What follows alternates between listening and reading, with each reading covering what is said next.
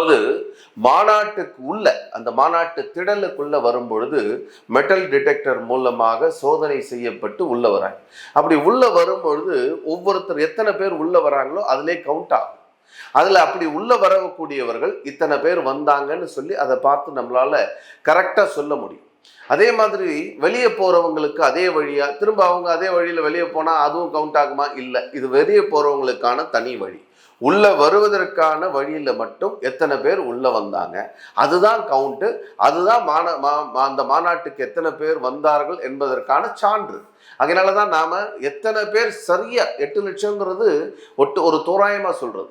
4,58,347 பேர் மைதானத்திற்குள்ள வந்தாங்க, அதை சொல்ல முடியும். மைதானத்திற்கு வெளியே இருக்கக்கூடிய மைதானத்தை ஒட்டி இருக்கக்கூடிய சின்ன மைதானம், அந்த மைதானத்துல 1.5 லட்சம் பேர் கிட்ட அங்க இருந்தாங்க. உள்ள வரவே முடியாம தாமதமா வந்த காரணத்தினால இல்ல வாகன நெரிசல் காரணமாக சாலைகள்ல மட்டுமே கிட்டத்தட்ட 2-3 லட்சம் பேர் ரோட்ல இருந்தாங்க. 15 கிலோமீட்டர் தூரத்திற்கு இதெல்லாம்